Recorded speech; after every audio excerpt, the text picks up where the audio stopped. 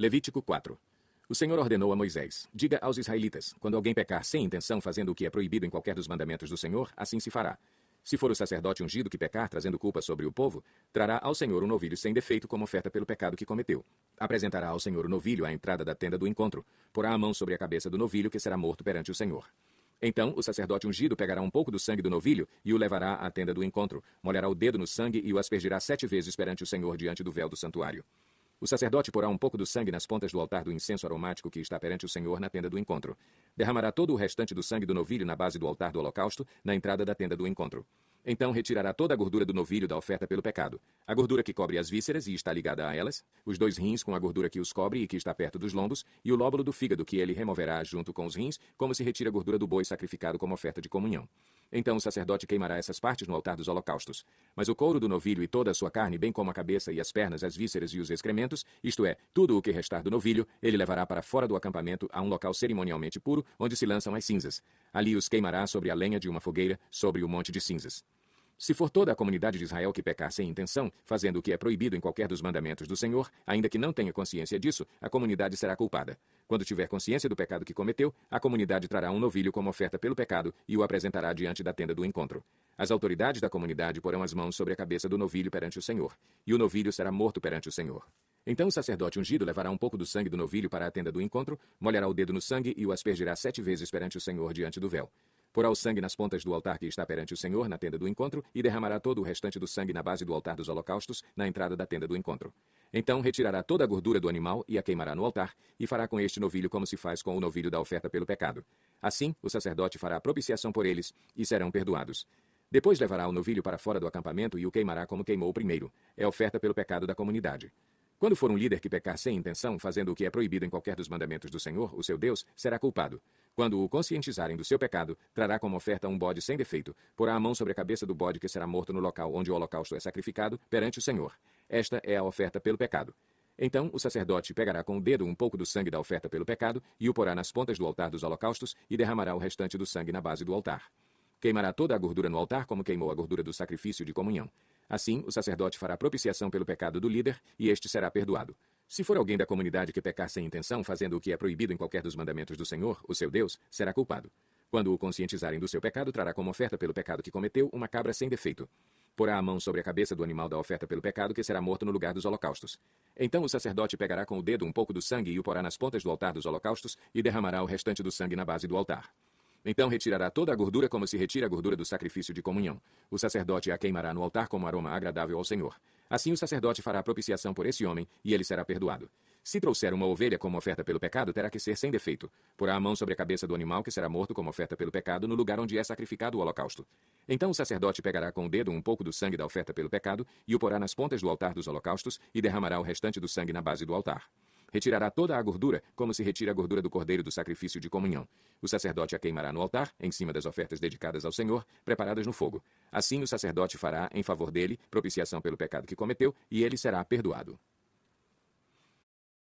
Livro de Salmos, primeiro livro, capítulo 1. Como é feliz aquele que não segue o conselho dos ímpios, não imita a conduta dos pecadores, nem se assenta na roda dos zombadores. Ao contrário, sua satisfação está na lei do Senhor, e nessa lei medita dia e noite. É como árvore plantada à beira de águas correntes. Dá fruto no tempo certo, e suas folhas não murcham. Tudo o que ele faz prospera. Não é o caso dos ímpios. São como palha que o vento leva. Por isso os ímpios não resistirão no julgamento, nem os pecadores na comunidade dos justos. Pois o Senhor aprova o caminho dos justos, mas o caminho dos ímpios leva à destruição. Salmo 2.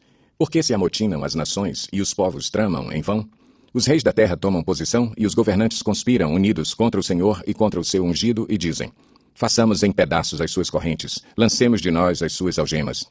Do seu trono nos céus, o Senhor põe-se a rir e caçoa deles. Em sua ira os repreende e em seu furor os aterroriza, dizendo: eu mesmo estabeleci o meu rei em Sião, no meu santo monte.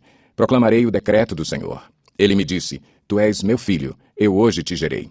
Pede-me, e te darei as nações como herança, e os confins da terra como tua propriedade. Tu as quebrarás com vara de ferro, e as despedaçarás como a um vaso de barro. Por isso, ó reis, sejam prudentes, aceitem a advertência, autoridades da terra. Adorem o Senhor com temor, exultem com tremor. Beijem o Filho, para que ele não se ire e vocês não sejam destruídos de repente. Pois, num instante, acende-se a sua ira. Como são felizes todos os que nele se refugiam. Provérbios 19. Melhor é o pobre que vive com integridade do que o tolo que fala perversamente. Não é bom ter zelo sem conhecimento, nem ser precipitado e perder o caminho. É a insensatez do homem que arruína a sua vida, mas o seu coração se ira contra o Senhor. A riqueza traz muitos amigos, mas até o amigo do pobre o abandona. A testemunha falsa não ficará sem castigo, e aquele que despeja mentiras não sairá livre. Muitos adulam o governante, e todos são amigos de quem dá presentes. O pobre é desprezado por todos os seus parentes, quanto mais por seus amigos. Embora os procure para pedir-lhes ajuda, não os encontra em lugar nenhum. Quem obtém sabedoria, ama-se a si mesmo. Quem acalenta o entendimento, prospera. A testemunha falsa não ficará sem castigo, e aquele que despeja mentiras perecerá. Não fica bem o tolo viver no luxo, quanto pior é o servo dominar príncipes. A sabedoria do homem lhe dá paciência, sua glória é ignorar as ofensas. A ira do rei é como o rugido do leão, mas a sua bondade é como o orvalho sobre a relva. O filho tolo é a ruína de seu pai, e a esposa briguenta é como uma goteira constante. Casas e riquezas herdam-se dos pais, mas a esposa prudente vem do Senhor. A preguiça leva ao sono profundo, e o preguiçoso passa fome. Quem obedece aos mandamentos preserva a sua vida, mas quem despreza os seus caminhos morrerá. Quem trata bem os pobres empresta ao Senhor, e ele o recompensará. Discipline seu filho, pois nisso há esperança. Não queira a morte dele. O homem de gênio difícil precisa do castigo. Se você o poupar, terá que poupá-lo de novo. Ouça conselhos e aceite instruções, e acabará sendo sábio. Muitos são os planos no coração do homem, mas o que prevalece é o propósito do Senhor. O que se deseja ver num homem é amor perene. Melhor é ser pobre do que mentiroso. O temor do Senhor conduz à vida. Quem o teme pode descansar em paz, livre de problemas. O preguiçoso põe a mão no prato e não se dá ao trabalho de levá-la à boca. Açoite o zombador, e os inexperientes aprenderão a prudência. Repreenda o homem de discernimento, e ele obterá conhecimento. O filho que rouba o pai e expulsa a mãe é causador de vergonha e desonra. Se você parar de ouvir a instrução, meu filho, irá afastar-se das palavras que dão conhecimento. A testemunha corrupta zomba da justiça, e a boca dos ímpios tem fome de iniquidade. Os castigos estão preparados para os zombadores, e os açoites para as costas dos tolos. Capítulo 2. Quero que vocês saibam quanto estou lutando por vocês, pelos que estão em Laodiceia e por todos os que ainda não me conhecem pessoalmente. Esforço-me para que eles sejam fortalecidos em seu coração, estejam unidos em amor e alcancem toda a riqueza do pleno entendimento, a fim de conhecerem plenamente o mistério de Deus, a saber, Cristo. Nele estão escondidos todos os tesouros da sabedoria e do conhecimento. Eu lhes digo isso para que ninguém os engane com argumentos que só parecem convincentes. Porque, embora esteja fisicamente longe de vocês, em espírito estou presente, e me alegro em ver como estão vivendo em ordem e como está firme a fé que vocês têm em Cristo.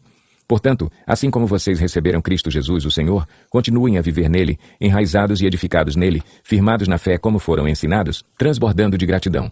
Tenham cuidado para que ninguém os escravize a filosofias vãs e enganosas que se fundamentam nas tradições humanas e nos princípios elementares deste mundo e não em Cristo. Pois em Cristo habita corporalmente toda a plenitude da divindade e, por estarem nele, que é o cabeça de todo o poder e autoridade, vocês receberam a plenitude. Nele também vocês foram circuncidados, não com uma circuncisão feita por mãos humanas, mas com a circuncisão feita por Cristo, que é o despojar do corpo da carne. Isso aconteceu quando vocês foram sepultados com ele no batismo, e com ele foram ressuscitados mediante a fé no poder de Deus que o ressuscitou dentre os mortos. Quando vocês estavam mortos em pecados e na incircuncisão da sua carne, Deus os vivificou com Cristo. Ele nos perdoou todas as transgressões e cancelou a escrita de dívida que consistia em ordenanças e que nos era contrária. Ele a removeu, pregando-a na cruz, e, tendo despojado os poderes e as autoridades, fez deles um espetáculo público, triunfando sobre eles na cruz. Portanto, não permitam que ninguém os julgue pelo que vocês comem ou bebem, ou com relação a alguma festividade religiosa, ou à celebração das luas novas e dos dias de sábado. Estas coisas são sombras do que haveria de vir. A realidade, porém, encontra-se em Cristo. Não permitam que ninguém que tenha prazer numa falsa humildade e na adoração de anjos os impeça de alcançar o prêmio. Tal pessoa conta detalhadamente suas visões e sua mente carnal a torna orgulhosa. Trata-se de alguém que não está unido à cabeça, a partir da qual todo o corpo, sustentado e unido por seus ligamentos e juntas, efetua o crescimento dado por Deus. Já que vocês morreram com Cristo para os princípios elementares deste mundo, porque, como se ainda pertencessem a ele, vocês se submetem a regras. Não manuseis, não prove, não toque. Todas essas coisas estão destinadas a perecer pelo uso, pois se baseiam em mandamentos e ensinos humanos. Essas regras têm, de fato, aparência de sabedoria com sua pretensa religiosidade, falsa humildade e severidade com o corpo, mas não têm valor algum para refrear os impulsos da carne.